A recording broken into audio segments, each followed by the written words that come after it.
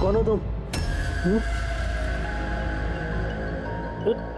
मेरे रूम में कैसे घुसे तुम?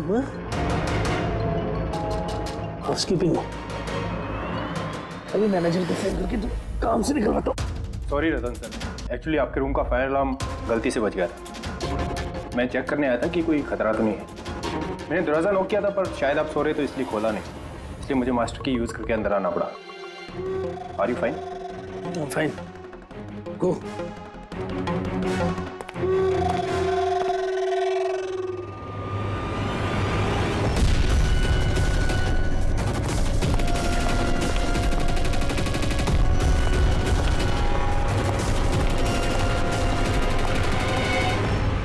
सोने के बाद भी सर दर्द क्यों है?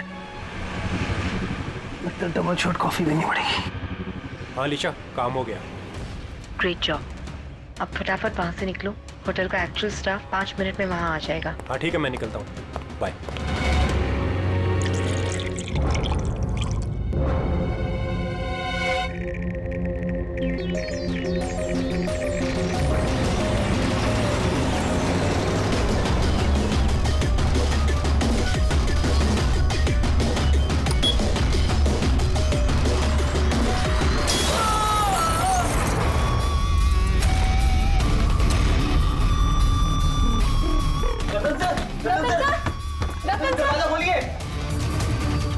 एक काम कर, मास्टर की से दरवाजा खोलते हैं।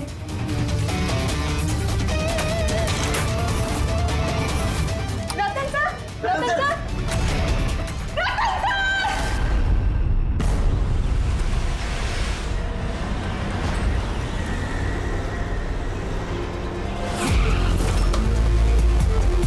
जिनका खून हुआ है उनका नाम क्या है? सर रतन जी, वो हमारे रेगुलर कस्टमर थे और वो बहुत ही बड़े फिजिसिस्ट भी थे sir. Physicist?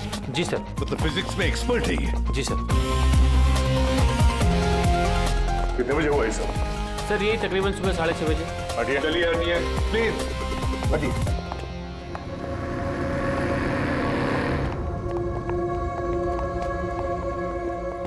My God,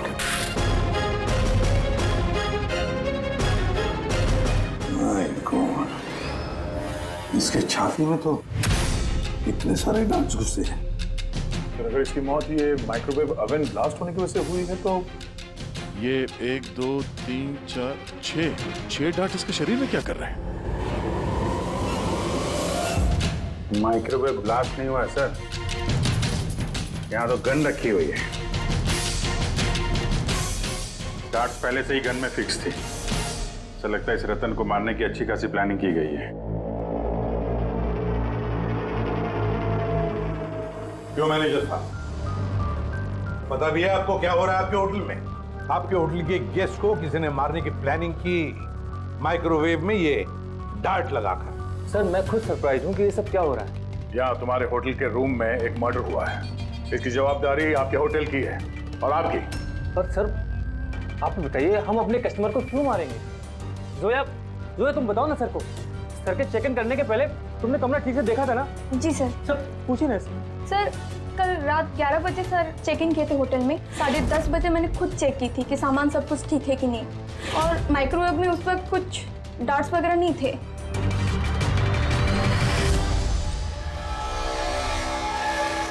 sir आधा खाया हुआ पिज्जा है सर। यार ये आपके यहाँ ये बाहर का खाना अलाउड है? सर अलाउड तो नहीं है, लेकिन रतन सर रेगुलर थे तो किसी स्टाफ ने अलाउ कर दिया होगा सर। यार स्टाफ में कौन था जब ये पिज्जा कमरे के अंदर लाया गया? हा? क्या हुआ? हमारे सवाल शुरू हुए तो तुम्हारी जुबानें बंद हो गई? सीसीटीवी फुटेज देखना है हमें। रात 10:30 बजे से सुबह 6 बजे तक जो कुछ भी हुआ है उन्हीं 7.5 घंटों के बीच में ही हुआ है।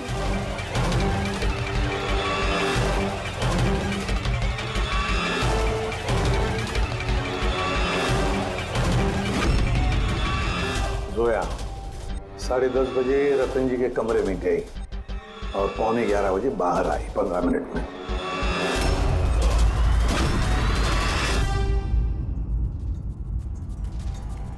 11:11 पे ये रतन कमरे में गया। फॉरवर्ड करना जरा।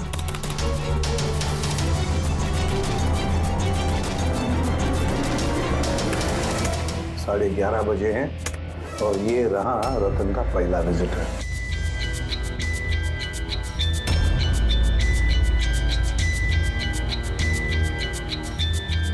अरे 5 मिनट में बाहर भी आ गया। काफी गुस्से में भी लग रहा है कौन है? सर ये अमित है, रतन सर के भाई। पहली बार आए थे होटल में। रतन जी तो मिलना भी नहीं चाहते थे इन्हें, पर इन्होंने जबरदस्ती करके रूम में घुस गए।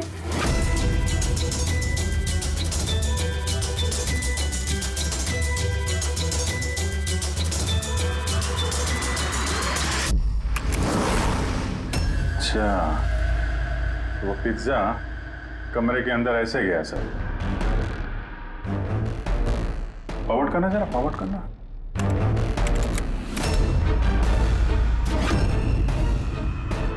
ये निकली स्टॉप 2 बजे। 12:30 बजे ये अंदर जाती है पिज्जा लेके और 2 बजे बाहर आती है। कौन है ये औरत? हैं? सर इनका नाम शमिता है। ये रतन जी की बहुत खास दोस्त है। लगभग हर वीकेंड में आते हैं उन्हें मिलने के लिए।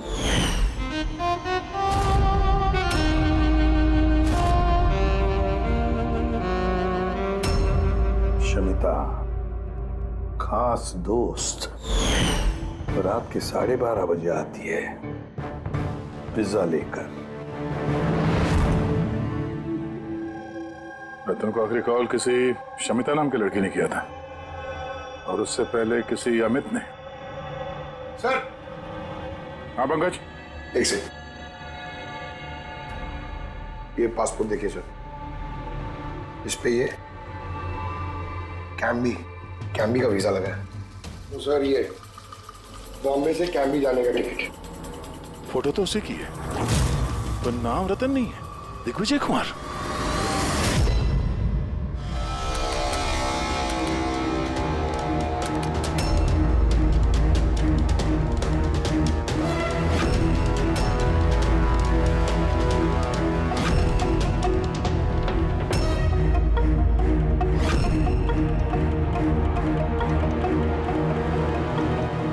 सुबह के 6 बजे होटल का स्टाफ मेंबर रतन के कमरे में जाता है और 6:30 बजे बाहर आता है। मतलब ठीक रतन की मौत से पहले।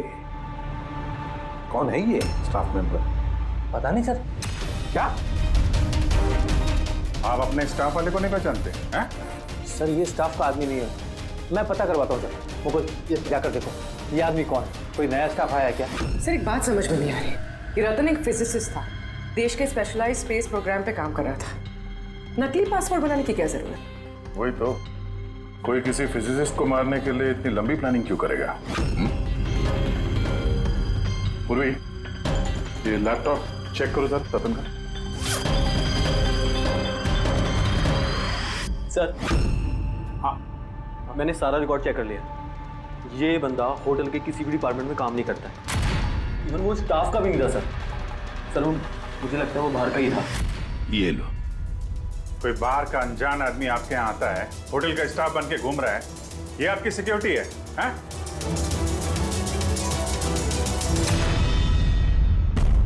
हाँ पूर्वी, कुछ मिला? हाँ सर, लैपटॉप हैक किया तो कुछ सीक्रेट फाइल्स मिली हैं। ये कुछ खुफिया इंफॉर्मेशन है, देश की सुरक्षा से कनेक्टेड। माय गॉड, ये क्या हुआ? सर ये खुफिया इंफॉर्मेशन रतन किसी को बेचना चाह रहा था। ये देखिए, इस डील से रिलेटेड मेल्स भेजे उसने किसी को। ये देखिए, ये सारे हैं। एग्जैक्टली ये खुफिया इंफॉर्मेशन क्या है जो रतन बेचने वाला था? सर हमारे देश के बॉर्डर पे कितने जवान तैनात हैं, आर्मी के पास कौन कौन से हथियार हैं, फौज की टुकड़ियां किन किन एरियाज में और कहाँ पर नहीं, सारी जानकारी है इसमें। अगर ये इंफॉर्मेशन किसी गलत आदमी के हाथ लग गया तो देश की सुरक्षा को खतरा हो सकता है। सर ये मिलिट्री की कॉन्फिडेंशियल फाइल्स उसे मिली कहाँ से? ऑब्वियसली पंकज, किसी आम आदमी के पास ये क्लासिफाइड फाइल्स नहीं हो सकते हैं।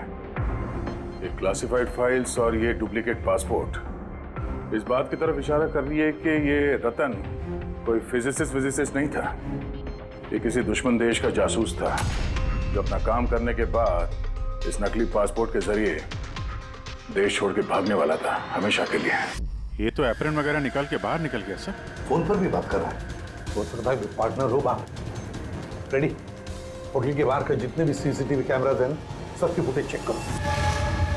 सर जब तक इस अनजान स्टाफर का पता चलता है, ये शमिता और रतन का भाई अमित, इनसे पूछताछ करते हैं। सर ये रतन शायद फिजिसिस्ट नहीं था, दुश्मन देश का जासूस था सर। जासूस? हाँ सर, हमें उसके बैग से ये नकली पासपोर्ट मिला। उसके लैपटॉप में ये खुफिया फाइल्स है सर, ये देखिए। माय गॉड, तो फिर हमें जल्दी से जल्दी रतन के घर वालों से मिलना चाहिए और इस शमिता से भी पता तो चले कि ये रतन फिजिसिस्ट था भी या कोई जासूस। एक तो अभी मेरे पति का खून हुआ है और अब सीआईडी वाले उन पर देर से गद्दारी का इल्जाम लगा रहे हैं। भाभी भाभी संभालिए अपने आप को। वैसे ही भाई साहब की मौत के सदमे से आपकी तबीयत खराब है। मिस्टर अमित, आपसे भी कुछ सवाल करने हैं हमें। आप लोग एक साथ एक ही घर में रहते हैं, तो कल रात अपने भाई के पीछे पीछे होटल रूम में क्या करने गए थे आप? मैंने ही भेजा था उन्हें वहां। तुमने भेजा? किस लिए? क्योंकि रतन भाई साहब पूरी प्रॉपर्टी अपने नाम करके हमें घर से निकालना चाहते थे। वसीयत के पेपर के साथ भी छेड़छाड़ की थी उन्होंने, और अपने भाई का तो उन्हें कोई लिहाज ही नहीं था। ये तुम क्या कह रही हो दिया? भाभी प्लीज। ये सारी बातें यहाँ पर हो सकती थी घर में, इसके लिए होटल में जाने की क्या जरूरत थी? सर लड़ाई झगड़ा करके हम घर का माहौल नहीं खराब करना चाहते थे, और रतन भाई साहब इस टॉपिक को कई दिनों से अवॉइड कर रहे थे, इसलिए मुझे लगा कि होटल में जाके बात करना ही ठीक रहेगा। मगर कमरे से तो तुम बहुत जल्दी वापस आ गए थे, इतनी जल्दी बात हो गई? सर होटल के कमरे में भी बात हो नहीं पाई थी। भाई साहब बहुत नींद में थे और थके हुए थे, इसीलिए चिड़चिड़े भी हो गए थे, और गुस्से में आके मैं भी वहां से निकल गया। इतना बड़ा घर है फिर भी होटल में जाके ठहरते थे हैं? सर रतन काफी इंट्रोवर्ट थे, उन्हें अकेलापन चाहिए होता था ताकि वो अपने काम में ज्यादा ठीक से ध्यान लगा सके। घर में भी होते तो अक्सर वो अपने कमरे में ही होते थे।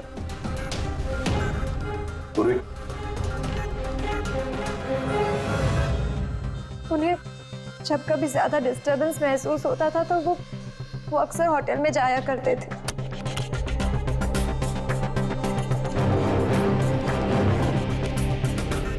ये शमिता कौन है? शमिता? प्लीज कुछ कीजिए ऑफिसर, मैंने सुबह मिसिंग कंप्लेन दर्ज कराई थी, शाम होने वाली है, मेरी बीवी का कहीं कुछ पता नहीं चल रहा है। जीजू प्लीज रिलैक्स, शमिता दीदी मिल जाएगी। क्या शमिता जी लापता है? जी। आप लोग? हम लोग सीआईडी से। अच्छा वो आप लोग आ गए, ये लोग तो कुछ कर नहीं पा रहे, अब आप लोग पता लगाइए ना मेरी बीवी कहाँ है। हम लोग तो पता लगा ही लेंगे, एक खून करके जो भागी है वो। क्या?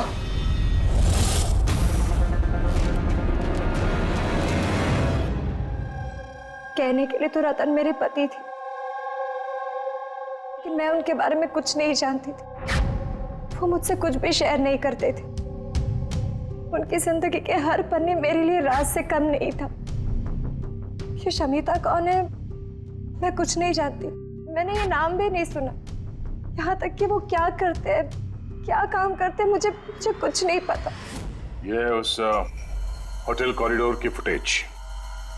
कल घर से कहाँ जाने के लिए निकली थी शमिता? अब घर से तो ऑफिस के लिए ही निकली थी, मगर ऑफिस से निकलने के बाद कहाँ गई कुछ पता नहीं चल रहा है। अच्छा कल डिनर में क्या खाया था रतन ने? प्लेन चीज पिज्जा।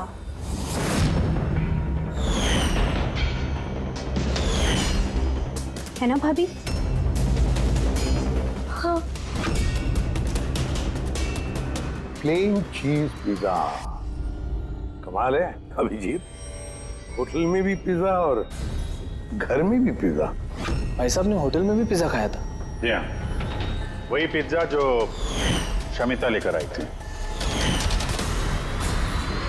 किडनैपर्स का फोन आया था। शमिता को किडनैप करना इतना आसान नहीं है। आईबी विंग में काम करती है वो। हर तरह से ट्रेंड है हर खतरे से निपटने के लिए। आईवी, आप अपने दीदी का कमरा दिखाइए जरा।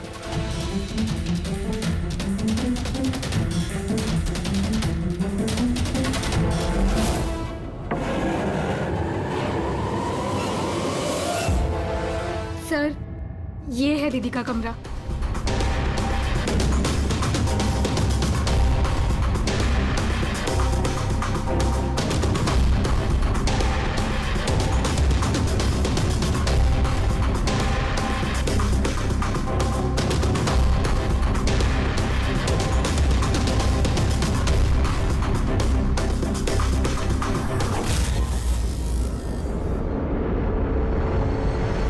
सर, सर यहाँ आइए प्लीज।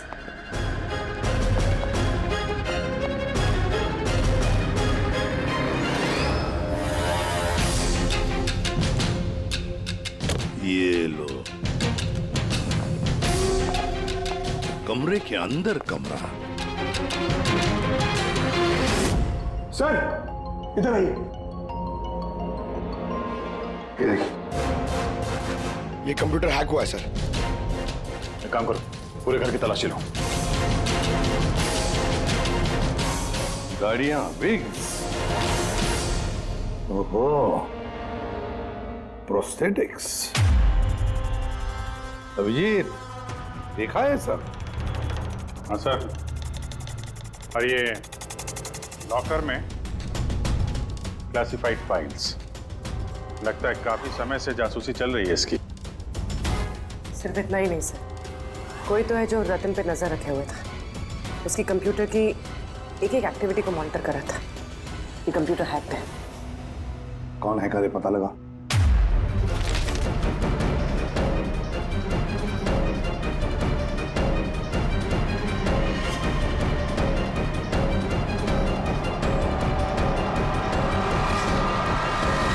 अब क्या कहना है आप लोगों को इसके बारे में?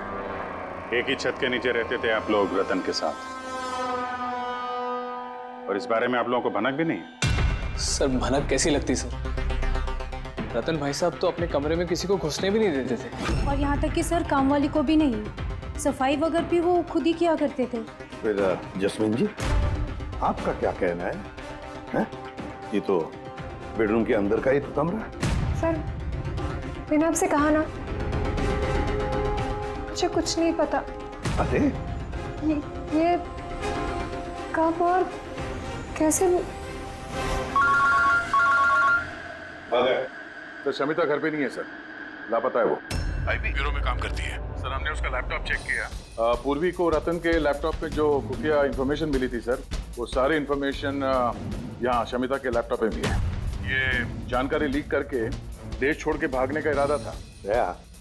ये शमिता आईबी में नौकरी करती थी, इसका मतलब है वो देश की सारी खुफिया जानकारी उसके पास थी, जो वो रतन को देती थी, और रतन ये दुश्मन देशों को दे देता था। दोनों पैसे कमा रहे थे इसके ऊपर।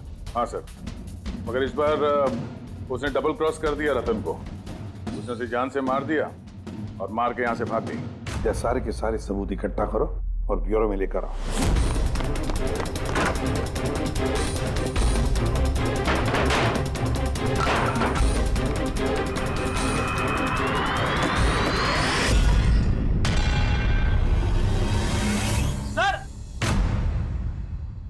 सर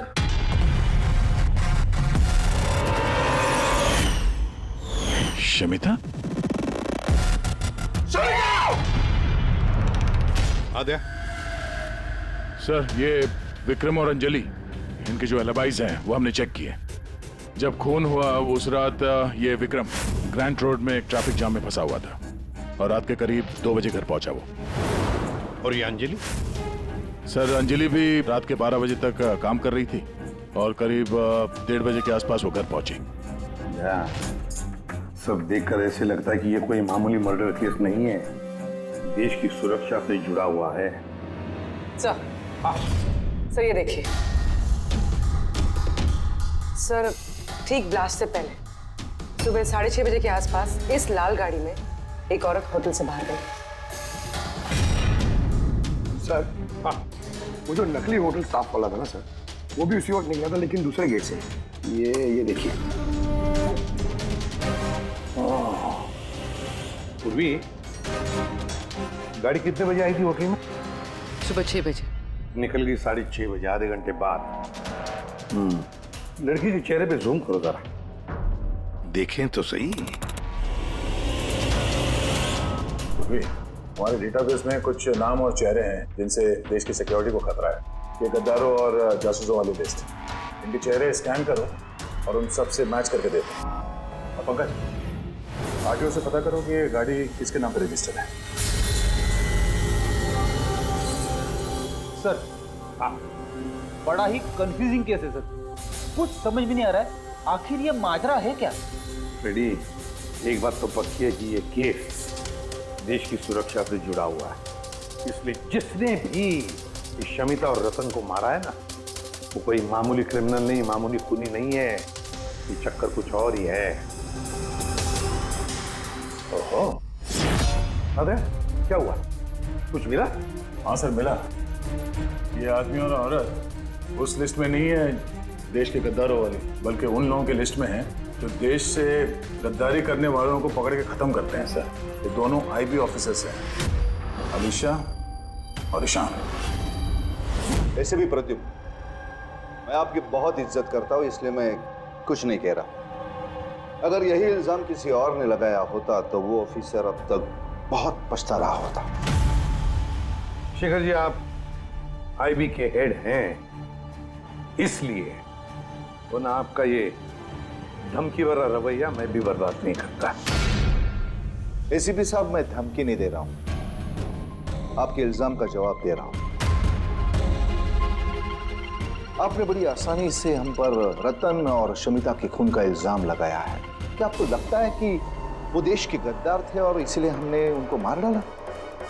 मैं इल्जाम नहीं लगा रहा, मैं साफ साफ पूछ रहा हूं कि क्या जो कुछ भी हुआ वैसा ही हुआ? देखिए सर, हम लोगों को पता है कि आप लोग जानते थे कि ये दोनों देश के सुरक्षा से संबंधित कुछ खास जानकारी दुश्मनों को बेचने वाले थे। और हमें यह भी पता है शेखर जी कि जिस वक्त रतन का खून होने वाला था, उस वक्त ईशान और आलिशा वहां उस होटल में मौजूद थे। रतन का खून होने से कुछ मिनटों पहले ही ईशान रतन के कमरे में गया था। शमिता रतन के कमरे में पिज्जा लेकर गई थी, एक ऐसा पिज्जा शायद जिसमें बेहोशी की दवाई थी। हाँ? तो आप लोगों ने शायद उससे कुछ ऐसा कहा होगा कि हमारे लिए काम कर दो और रतन को मार दो, तो आप लोग उसे छोड़ दोगे। क्यों? मगर वो अलग बात है कि उससे पहले शमिता मारी गई खुद अपने ही घर में। ये सच है कि हमें शमिता और रतन के गैर कानूनी कामों के बारे में पता चल गया था और इसीलिए सिर्फ और सिर्फ हम लोग उन पर नजर रख रहे थे। कुछ ऐसी कहानी सुनाइए शेखर जी जिस पर यकीन किया जाए। सर प्लीज, आप शेखर सर से इस तरह बात नहीं कर सकते। और तुम भी एसीपी साहब से इस तरह से बात नहीं कर सकते। Relax boys. अलीशा, तुम ही बताओ, तुम दोनों उस दिन होटल पे क्यों गए थे? सर, रतन के लैपटॉप से उन फाइल्स की कॉपी बनाने जो उसने दुश्मन देश को ईमेल कर दिया था, ताकि हमें ये पता चल सके कि हमारी कौन कौन सी खुफिया इंफॉर्मेशन उन तक पहुंच चुकी है। तो अब तसल्ली हो गई आपकी? हमारा मकसद सिर्फ नजर रखना था, मारना नहीं था। हाँ, लेकिन अगर जरूरत पड़े और हमारे पास ऑर्डर्स हो तो ऐसे देश के गद्दारों को मारने के लिए हमें आपके परमिशन की जरूरत नहीं है। सर फिलहाल तो टेंशन वाली बात यह है कि जिस किसी ने उन दोनों को मारा है तो उसके हाथ देश की खुफिया जानकारी लग गई होगी। वो ये जानकारी जिसे मर्जी दे सकता है, दुश्मनों को, आतंकवादियों को या किसी और को भी। हाँ, अगर हमें वो इंसान मिल गया जिसने उन दोनों को मारा है और जिसके पास देश की खुफिया जानकारी है, तो हम उसे मारने में भी हिचकिचाएंगे नहीं। और हमें पूरा यकीन है कि आईबी के पहुंचने से पहले सीआईडी उस तक पहुंच जाएगी। एसीपी प्रद्युम्न, अपने ऑफिसर को समझाइए ये वक्त एक दूसरे को चुनौती देने का नहीं है, बल्कि मिलकर साथ काम करने का है। शेखर जी, देश की चिंता जितनी आप लोगों को है ना, उतनी चिंता हम सीआईडी वालों को भी है। लेकिन एक बात अच्छी तरह से याद रखना, जब तक ये मर्डर सुलझा नहीं जाता तब तक आप उस गद्दार तक पहुंच नहीं सकते। शमिता ने वो खास जानकारी लीक करके रतन को दी और रतन वो इंफॉर्मेशन किसी को बेचने वाला था। मगर इससे पहले कि रतन अपनी गद्दारी का काम पूरा कर ले, किसी ने शमिता को रतन के खून के प्लान में हिस्सा बना लिया। और अब अगर वो ईशान नहीं है तो जो कोई भी है सर, उसे जल्द से जल्द ढूंढना होगा। ये उसी ने शमिता को भी मारा है। हाँ, बोलता हूं क्या क्या सारुण के, अब क्या नया चक्कर है तेरा? क्यों? जब हम लोगों ने अपनी आंखों से उस सीसीटीवी फुटेज में देखा है कि रात के 12:30 बजे शमिता वहां होटल के कॉरिडोर में थी, तो तू कह रहा है कि वो शमिता नहीं थी? कौन हो सकता है? रतन की मौत कैसे हुई? रतन की मौत हुई जहर की वजह से। वो डार्ट जो हमें रतन की बॉडी में से मिला है, उस पर इतना जबरदस्त जहर लगा हुआ था कि सेकंड्स में ही रतन की मौत हो गई। और सर पॉइंट नंबर 2, इस माइक्रोवेव में डार्ट फिक्स करने के लिए खूनी को पूरा टाइम मिला होगा, क्योंकि ये नशीला पिज्जा खाने की वजह से वो बेहोशी की हालत में पड़ा होगा। तो बस जो नशीली दवाई हमें पिज्जा में मिली है, उसी नशीली दवाई के ट्रेसेस हमें रतन के पेट में से। हाँ, अभी पूरे इंग्रेडिएंट्स को अच्छी तरह से चेक नहीं कर पाया हूँ, लेकिन यार सामने मैंने सब कुछ मान लिया, बस सब कुछ मान लिया, लेकिन पहले ये बता, इन सारी चीजों का शमिता के वहां होटल में ना होने से क्या कनेक्शन? बता रहा हूँ, वही बता रहा हूँ बॉस। शमिता डायबिटीज की पेशेंट थी, शक्कर की बीमारी। शमिता की मौत हुई है किसी मिलावट वाले इंसुलिन के इंजेक्शन की वजह से। और सबसे इंपॉर्टेंट बात, शमिता का मौत का टाइम है रात को 10 से 12 के बीच का। क्या? एग्जैक्टली। तो 12 बजे तक अगर वो मर चुकी थी, फिर 12:30 बजे वो हमें होटल में कैसे दिख सकती है?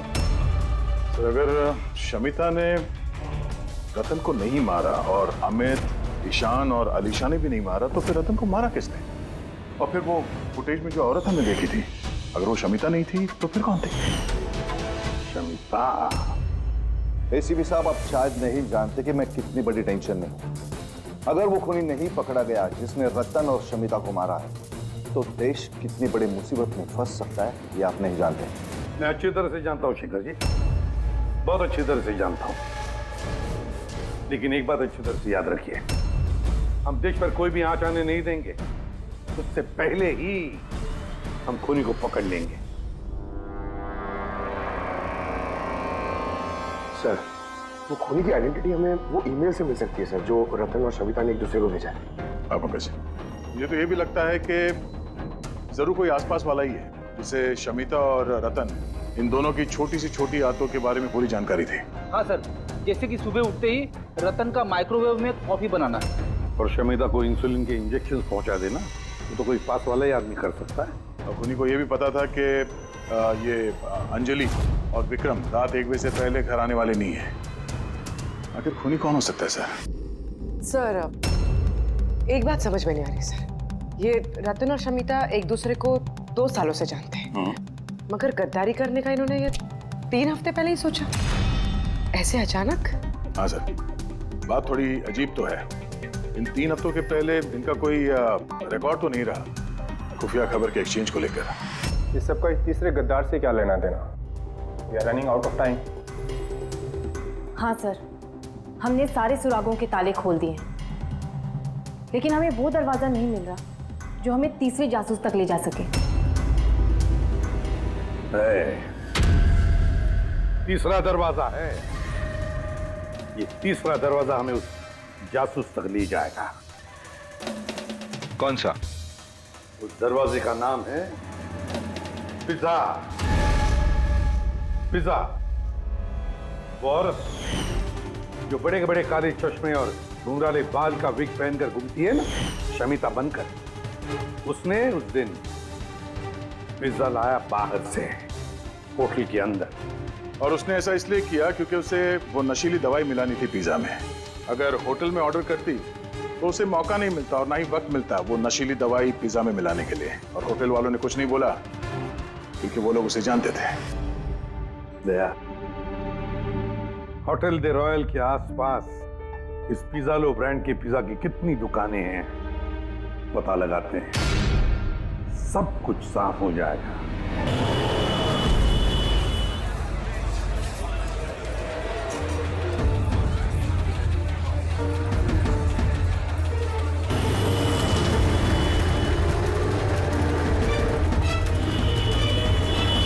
हाँ सर, कल रात 12:15 बजे कोई तो आया था पिज्जा लेने, लेकिन वो कोई लड़की नहीं बल्कि एक लड़का था। इन दोनों में से कोई था? हाँ सर, यही था वो। Vikram?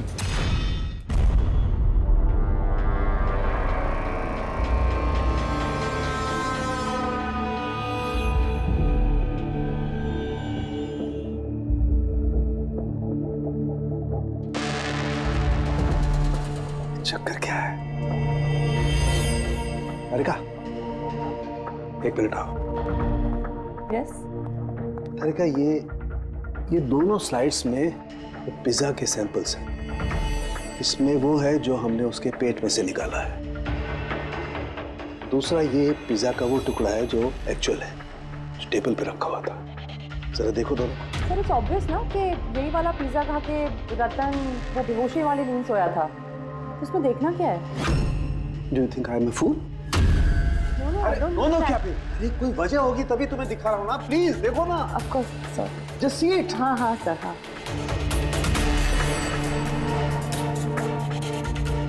Wait a minute.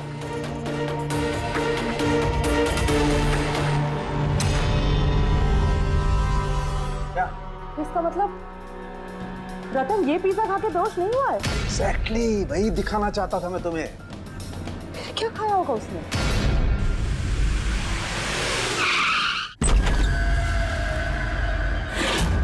Vikram? Vikram, उसे क्या हो गया? जल्दी एम्बुलेंस को फोन करो। ये किस चीज की तरफ इशारा कर रहा है? फोन पे? हाँ, क्या है इस फोन पे? 5 मिनट में एम्बुलेंस आ रही है। Good good good. शमिता और रतन सामने हैं। सिर्फ फोटो देखी तो लग रहा है कि लोग एक दूसरे को बहुत प्यार करते हैं। 1 महीने पुराना फोटो। दोनों प्यार करते थे या जासूस थे?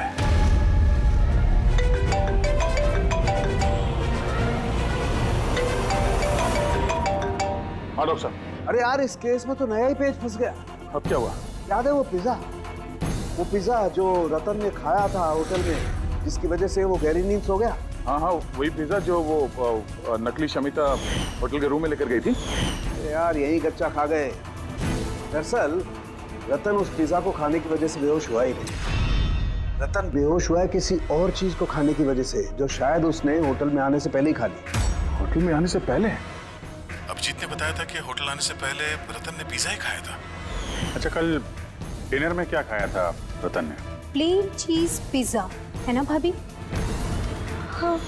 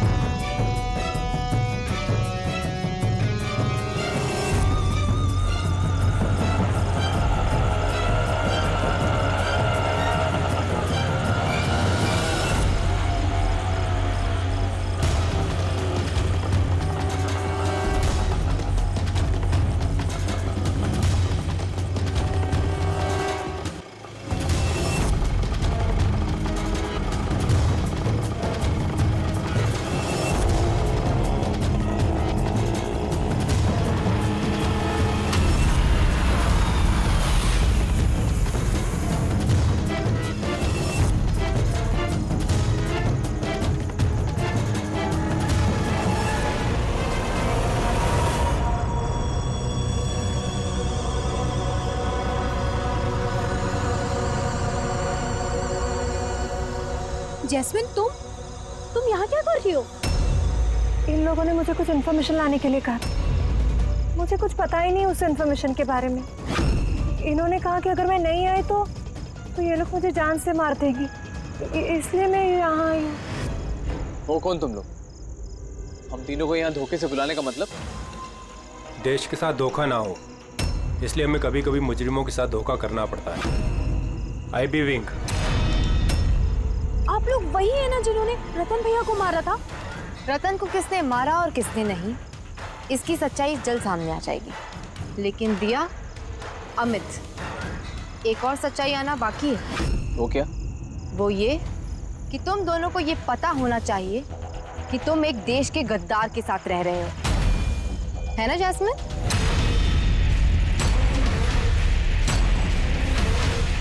What nonsense! तुम लोग मुझे देश का गद्दार कह रहे हो?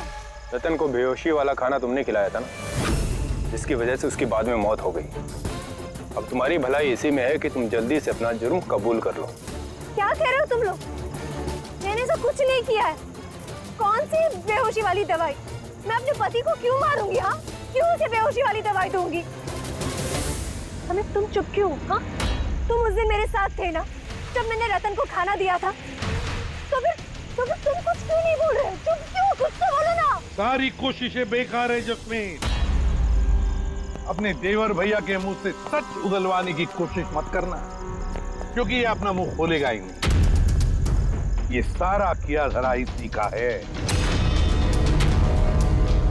विक्रम को जानते हो? कौन विक्रम?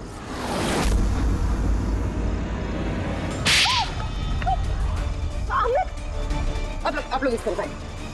वही विक्रम जिसे शमिता और रतन के एक्स्ट्रा मैरिटल अफेयर्स के बारे में तुमने जानकारी दी थी और कुछ फोटो भी भेजे थे हेलो मैसेंजर पे। ये देखो, डिस्प्ले पिक्चर में तुम्हारा चेहरा है। कुछ याद है? ये क्या? शमिता और रतन के फोटोग्राफ्स विक्रम को हेलो मैसेंजर ऐप से जैस्मिन ने किसी और ने भेजा है। अमित, देश को नुकसान पहुंचाने का मेरा कोई इरादा नहीं था सर। और ये सारा गद्दार जासूस वाला जो एंगल है, ये सब कुछ मेरा गेम प्लान था, ताकि मैं कानून को गुमराह कर सकूं। पूरी बात डिटेल में बताओ।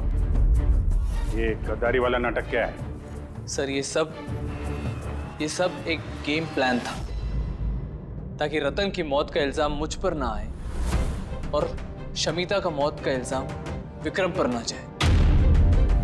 इसीलिए मैंने ये सब गद्दार जासूस का ताना बाना बुना था। तो रतन को मारना क्यों चाहते थे तुम? हाँ? क्योंकि वो मुझे और दिया को घर से बाहर निकाल देना चाहता था, और अगर वो ऐसा कर देता तो मैं कुछ नहीं कर पाता। लेकिन मेरी किस्मत अच्छी थी कि उसी वक्त मुझे रतन और शमिता के लव अफेयर के बारे में पता चल गया, और तभी मैंने ये सारा प्लान रचा। मैंने शमिता के हस्बैंड विक्रम को उसकी बेवफा बीवी का सबूत दिया। गुस्सा तो इतना आ रहा है मुझे कि मन कर रहा है उसे डिवोर्स दे दूं, मगर क्या करूं? इसमें मेरा ही नुकसान है। अगर उसने मुझे छोड़ दिया ना, तो मैं खुद ही सड़क पे आ जाऊंगा। तो डिवोर्स मत दो, कुछ उससे भी बड़ा सोचो। मार डालें उन्हें। फिर मैंने और विक्रम ने रतन और शमिता के कंप्यूटर पे उनके नाम से ईमेल अकाउंट्स बनाए। रतन वाले ईमेल्स मैं भेजता था और शमिता वाले विक्रम। उस रात होटल में विक्रम ही नकली शमिता बनकर गया था। जब वो कमरे में पहुंचा तो उसने देखा कि रतन गहरी नींद में है। बस फिर उसने माइक्रोवेव में डार्ट्स फिट किए, थोड़ा सा पिज्जा खाया, नशीली दवाई मिलाई और फिर कमरे में से चला गया। और शमिता को वो जहरीला इंसुलिन का इंजेक्शन तुमने ही दिया था ना? हाँ, होटल जाने से पहले मैं शमिता के घर गया था। जी कहिए, आप कौन? तुम्हें आजाद करने आया हूँ। मतलब? दो लोगों से प्यार करना अच्छी बात तो नहीं है ना शमिता जी? होटल के कमरे में रतन से मिलने क्यों गए थे तुम, जब ये सारा प्लान पहले से ही करके रखा हुआ था? भले ही वो मुझे घर से बाहर निकाल देना चाहता था, लेकिन था तो वो मेरा ही भाई। एक आखिरी मुलाकात तो बनती थी, और ये सब मेरे प्लान में भी मेरी मदद करती है। मैंने विक्रम को पहले से इन्फॉर्म कर दिया कि रतन नींद में है और कुछ ही देर में सो जाएगा। और तुम्हें लगा कि सीसीटीवी फुटेज में बहुत सारे लोग दिखेंगे, उसमें अगर तुम भी दिख जाओगे तो कोई शक नहीं करेगा। इसीलिए तो मैंने ये सारा गद्दार जासूस वाला खेल रचा था, ताकि आप सब लोग इसी में उलझ के रह जाए। लेकिन जब ये आईबी वाले भी इस केस में जुड़ गए तो विक्रम डर गया और इसलिए तुमने उसे पैरालाइज कर दिया, और कुछ चारा भी नहीं था मेरे पास। ये तुमने क्या किया अमित? पैसों के लिए तुमने अपने भाई को मार दिया। अमित, जायदाद और पैसों की लालच में तुमने अपने सगे भाई का खून कर दिया, और तो और कानून के साथ और देश की सुरक्षा के साथ भी खिलवाड़ किया। बहुत संगीन जुर्म किए तुमने। कानून तुम्हें कड़ी से कड़ी सजा देगा।